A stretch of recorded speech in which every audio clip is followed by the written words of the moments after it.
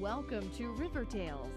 River Tales is a 30-minute program that will introduce you to fascinating people, take you to interesting places, and enlighten you on important events that happen in our region.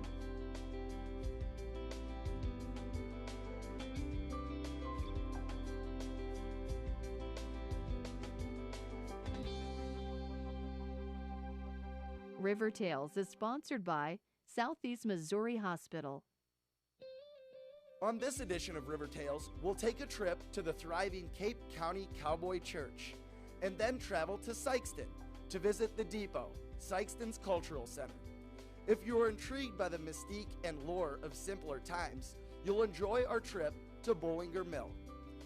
We'll give you an inside look at the new residence hall on the campus of Southeast Missouri State University. We finish our show with a look at the young artists at Southeast Missouri State's River Campus. So stay tuned to River Tales. At Southeast Missouri Hospital, our cancer program is one of only 25% in the country accredited by the American College of Surgeons. That means I'm still here to tuck my kids in at night. We were the first hospital in the region to provide stereotactic radiation therapy. That means my dream of starting a business is still going strong. We're opening a patient-centered, state-of-the-art regional cancer center in 2010. That means I'll be here for my family for a long time. Why do the people of Southeast Missouri Hospital work so hard to be leaders in breast cancer care? Because of what it means to the people who come from outside our hospital. Visit Southeast Missouri Hospital on the web or call our health line. Understand your risks for breast cancer and see what makes us the region's most trusted source for cancer care. What once started in an auction barn is now a thriving house of worship. Jim Matthews is the pastor of the Cape County Cowboy Church.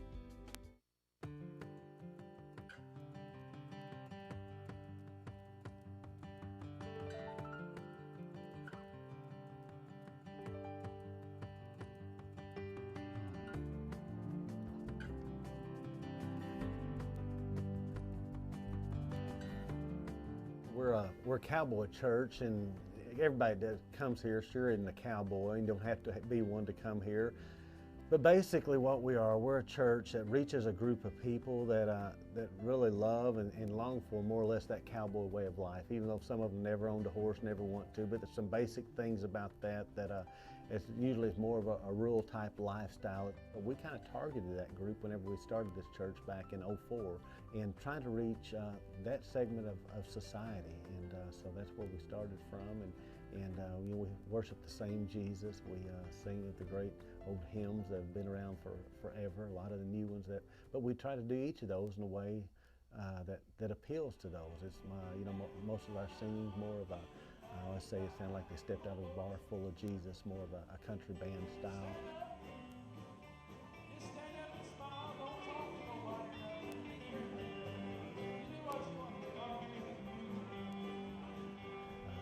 If you interview most of our people, they would typically listen to country western radio stations. So as we worship, as we sing, we try to do it in such a way as that.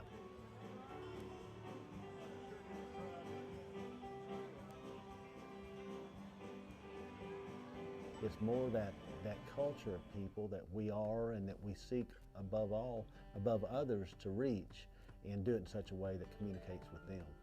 And we don't use a lot of church language and et cetera, and it's godly language, but it's not necessarily the religious language of praise the Lords and hallelujahs all along, and nothing wrong if somebody does that. Man, we love the cross, we love the fish symbols, we love pictures of Jesus, not a thing wrong with that. But one of the things we try to do, there's no statement that says, in all things spiritual be natural, and all things natural be spiritual. So sometimes we want to take some of the churchiness out of our facilities, especially to seek those that are non-believers, so when they walk in, they don't just get slapped in the face of religion that they're a little foreign to, not comfortable with yet, and especially the Christ of our faith.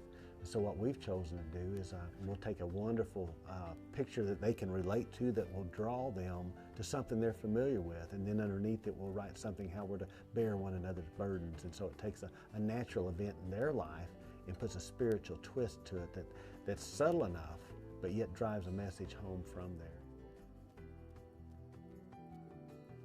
Of course, we started out in a barn, and we were all comfortable there. You didn't have to clean up to go. If your boots had mud and other kind of cow stuff on it, it really didn't matter. It served us well for 5 years, but just simply we outgrew it. And because of pure size sake, we had to leave it, and we've put together a building that will house us now. What we like about this location, first of all, it gives us room. Typically on a Sunday morning, we'll run somewhere between 1,100 and 1,200 people. And where we were before, we could seat 419 people if they were all skinny. We had to have 2 services, and so now we can all come, we can worship in one place. We've got, where we rented that, we were able to use it one night and a few hours on a Sunday morning. Here we use it day in and day out.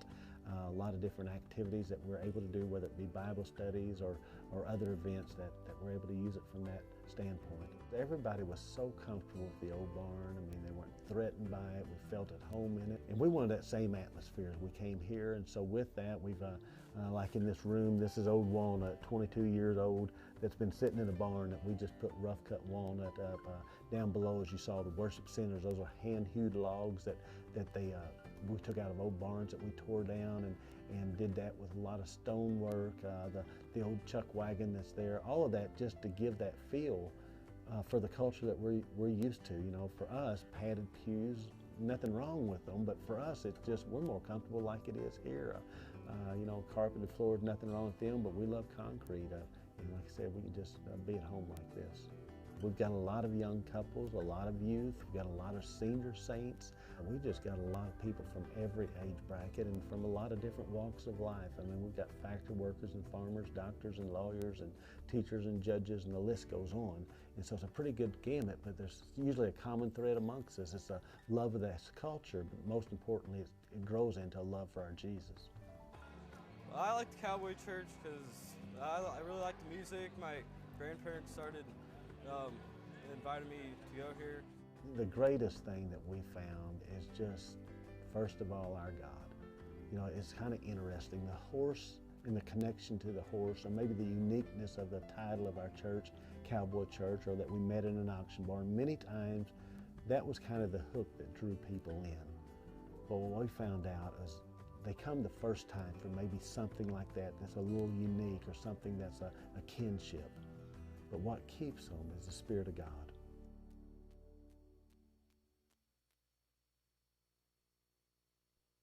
At Southeast Missouri Hospital, we deliver nearly twice as many babies as any place else in Cape. That means Maggie was born without a care in the world. We were the first in the area to establish a neonatal intensive care unit. That means Nick and his dad are already having their man-to-man talks.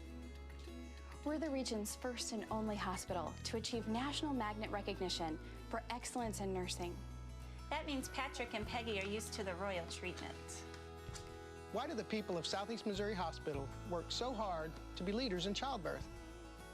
Because of what it means to the people who come from outside our hospital. In 2009, we achieved our second Health Grades Outstanding Patient Experience Award and ranked in the top 10% nationally. That means Carly and her mom are feeling very comfortable in the world. Visit Southeast Missouri Hospital on the web or call our health line. See what makes us the region's most trusted source for childbirth care. Sikeston's Cultural Center, the Depot, is home to a museum that preserves the rich history of this growing Southeast Missouri city.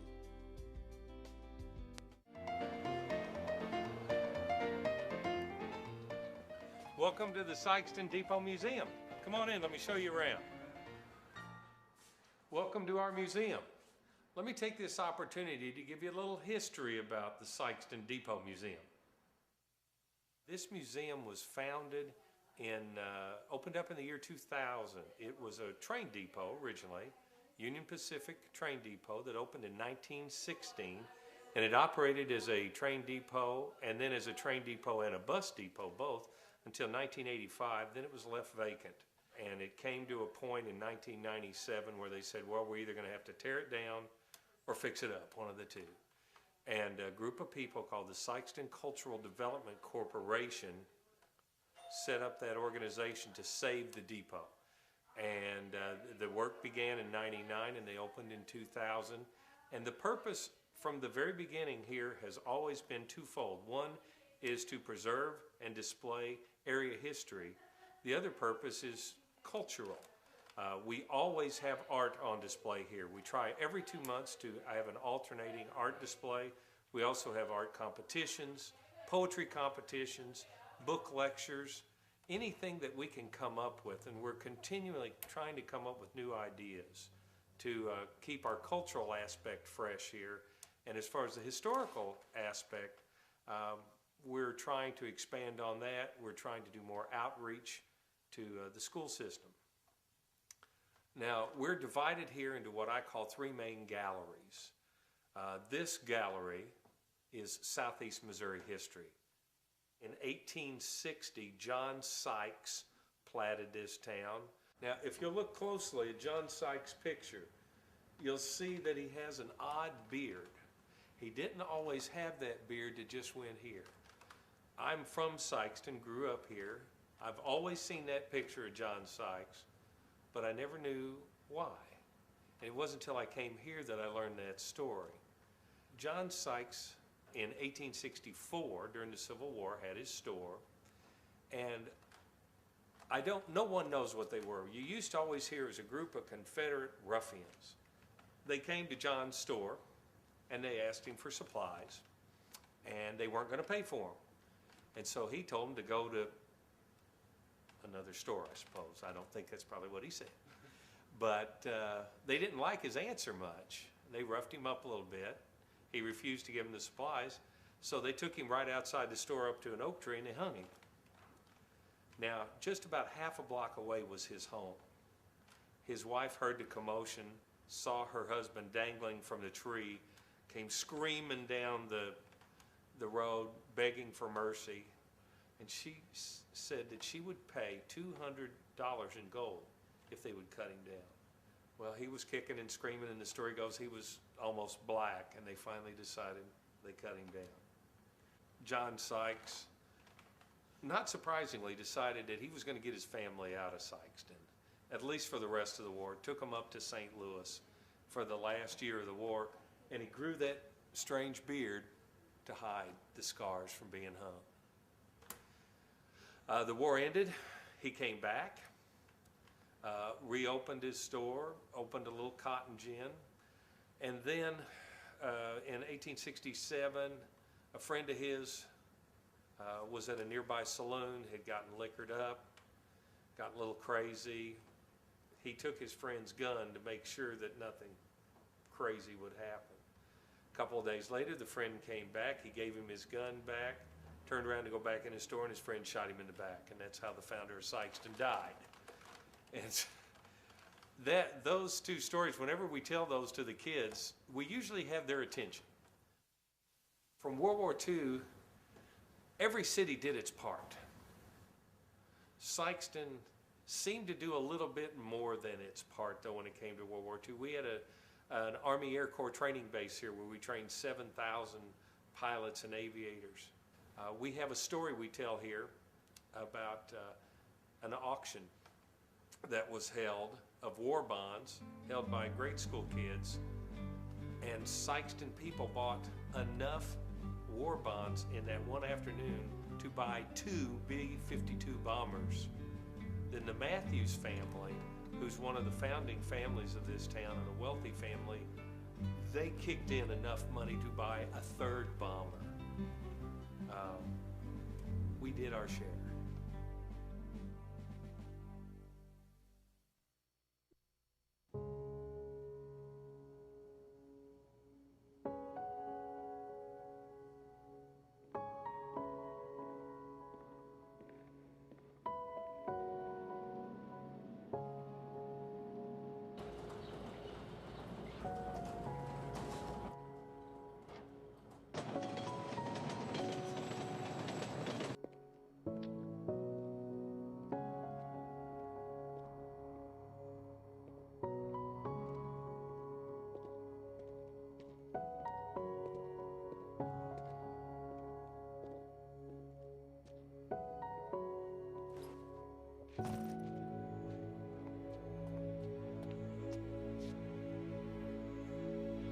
Welcome home, man.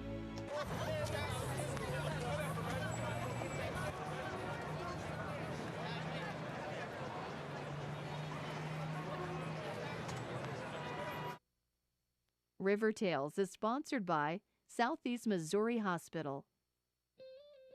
Dating to the Civil War period, the Bollinger Mill is a massive 4-story stone and brick building that gives visitors a chance to experience life as it was a long time ago.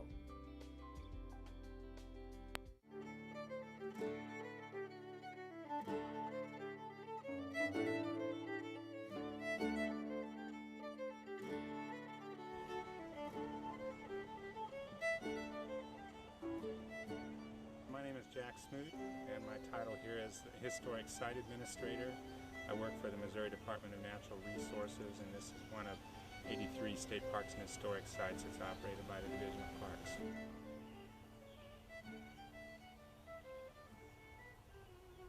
It was important to the settling of the West as people moved from the East Coast and into this part, especially after the Louisiana Purchase.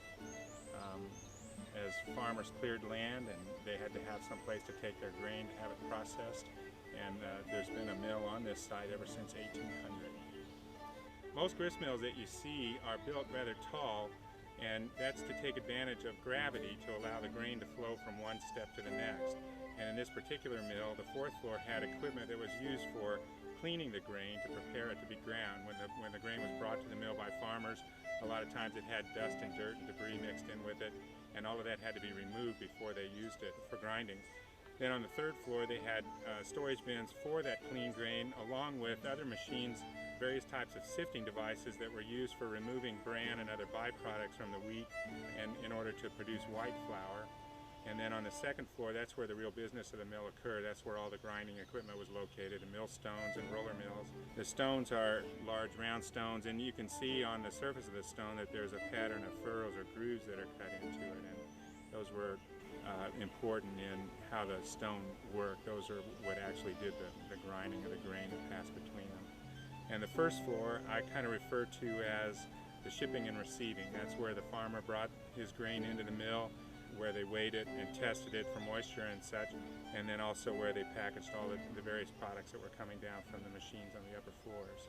George Frederick Bollinger, who came out here and established this site in 1797, had brought 20 families out here in 1800, including 6 brothers and nephews of his, and that's one of the reasons that the Bollinger name is so well established here in southeast Missouri.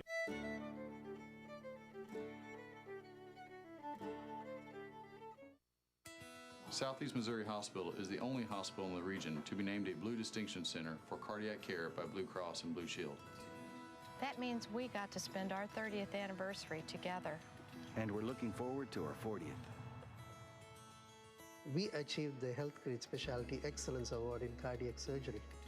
That means I'll be here to meet my first grandbaby.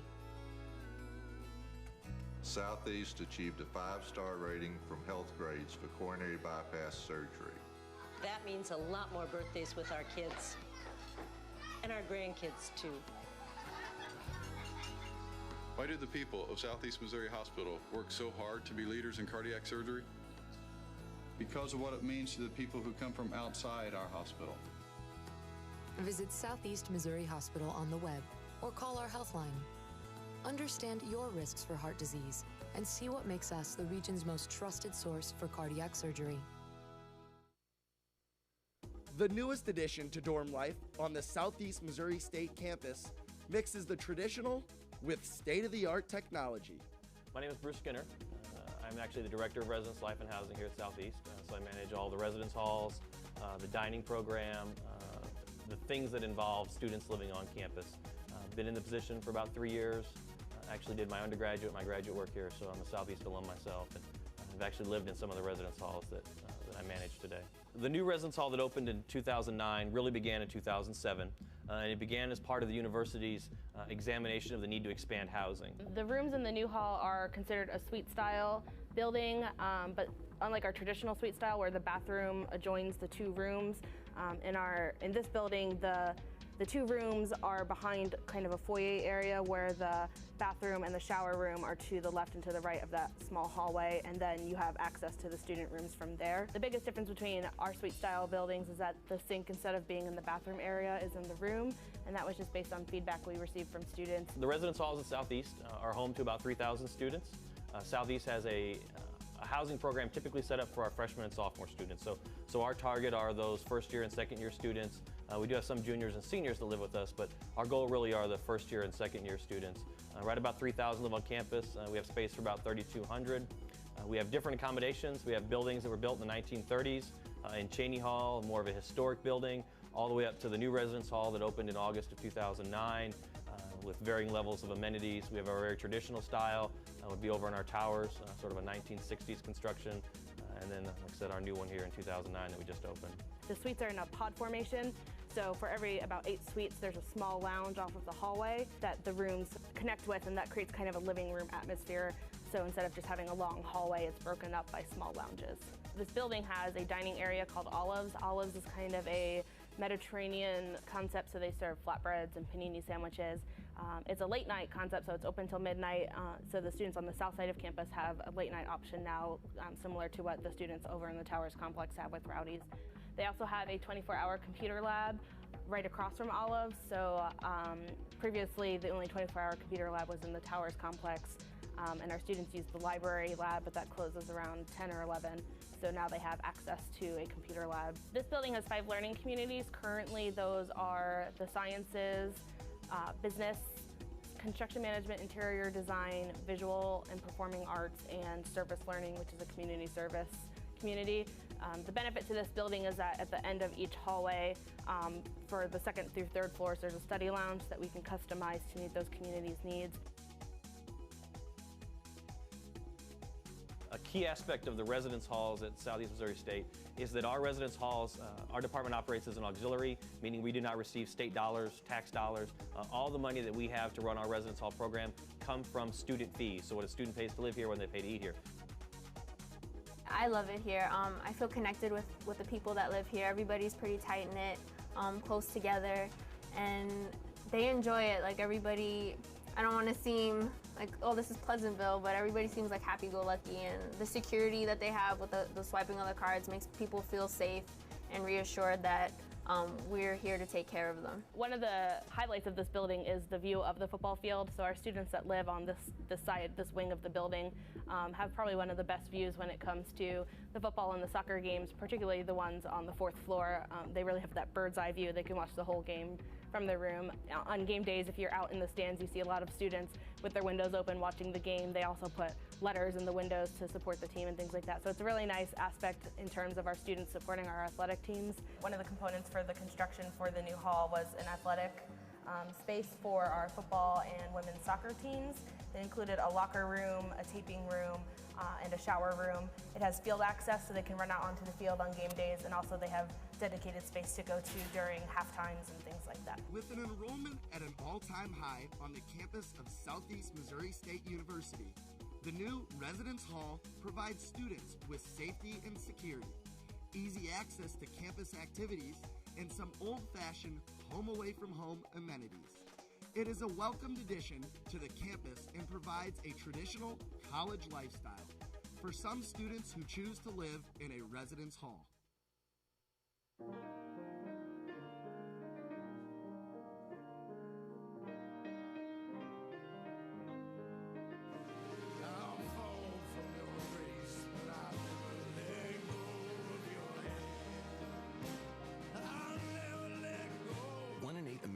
Is struggling with hunger. Who's the 1 in 8 in your life? You can help today. Visit feedingamerica.org/1in8 to find your local food bank. River Tales is sponsored by Southeast Missouri Hospital.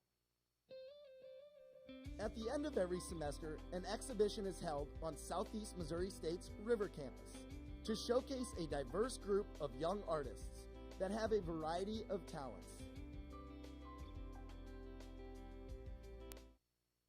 My name is Emily Booth. I'm an instructor of art in foundations and also the exhibitions coordinator at the River Campus Art Gallery. BFA exhibit is an exhibition at the end of each semester for graduating seniors. It's 6 graphic design students, 1 ceramicist, and 1 painter.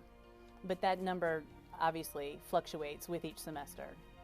The nature of the pieces, or the style of the pieces, has been kind of 4 years coming. They've been working on their own particular voice, their own particular creative pursuits for that amount of time. But it sort of breaks down to the final year. You have a BFA panel. You choose, it's the area head of your department and other faculty that you feel would give you good input. And you meet the last 2 semesters with this panel while you're building this body of work, and you present your ideas, and you say, here's where I'm going with this, here's what I'm thinking, and then you receive input. So the whole college career, basically, but that final year is really when it comes to fruition and is completed for exhibition in the show. There's always such like a really interesting, diverse bodies of work that are in there. And additionally, because the space is restricted, I mean, the space is just one size, people will get outside venues. So it also involves kind of getting your work out into the community, and partially that's what the BFA exhibit is about. It's kind of your introduction now into this professional realm of art making, whether people who are going into graphic design, they will have to pitch ideas to clients and bosses, and they'll have to present their work in a professional way. And people who are going into studio arts are going to have to know how to hang their work and write an artist statement. And so it really is this sort of step into now a professional career endeavor in the arts. Because the students are coming from all the different disciplines, and I may or may not have been on their BFA panel, I schedule a meeting with all the potential exhibitors well in advance so that we can all get together and see the space, we can see how many people are exhibiting, what kind of work will be exhibited, and figure out if people are interested in finding a community venue to show their work, or if the gallery is adequate, also what the responsibilities of the exhibitors are. And they have to deliver their work during a certain window, they have to submit label information, they have to write an artist statement for inclusion in the folder on the guest book desk. They need to come early to help host the reception, and then also so they can understand what the gallery's responsibilities are. In the gallery, what we do is we receive the work, and the first step really is then setting the show. You kind of look at the space, you look at the pieces you have, and you arrange it, and you want to ultimately arrange it so that each grouping of work is solid in and of itself, but that there's a good transition between groups of work. So it kind of the whole space flows. In a group show, that's really important to think about that. Once things are arranged, then we install, and that could be installing things on the wall, that could be setting up pedestals, that could be moving around floor work, kind of arranging that space, and always thinking first, how is the work displayed? Is the work displayed to its best benefit, but also how are people going to move through this space so that it's no work is in jeopardy, that people can comfortably move around. Then we label the work, and then we light it. We have the strip lights, the spots that we then position those to the best benefit of the work, and then clean up, get all the moving grit out of the way. So it's a little process and then once the show is over, all the work goes out, and then we prep the space again, patching and painting, cleaning, arranging for the next show that's coming in. When we have the meetings with the BFA exhibitors, one of the things with their label information, I tell them specifically, you need to have your name as you would like to be printed. Like normally people call you like Boo, but you want it to be on there like Elizabeth, like write down what you want your name to be on there. The materials, the year it was completed, and a price. If it's for sale, then put the selling price on it. If it's not for sale, NFS, which means not for sale, is the general thing. But yeah, if students sell work in the gallery, 100% of the proceeds go to the exhibitor, to the student, which is as it should be in that space. We don't take any kind of commission on that. And I don't know in this show if pieces have sold, but in other student exhibitions that we've had in the gallery, pieces have been sold. So it can be a lucrative event for the students as well. I really think it's really important for students to present their work professionally. And not only is it important to know that process, it's really important to get like awesome feedback. When you have an opening reception, it's like a big art party. And all your friends and family come and you eat food and you're just like, yay me, yay art, yay everything. So in addition to it being a good professional practice and knowing the steps leading up to professional presentation, it becomes a really fun event that hopefully will reinforce events like that in the future.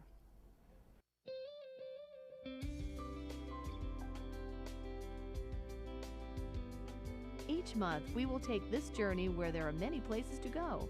There are many interesting people to meet, and so many new things to see. Join us again on River Tales.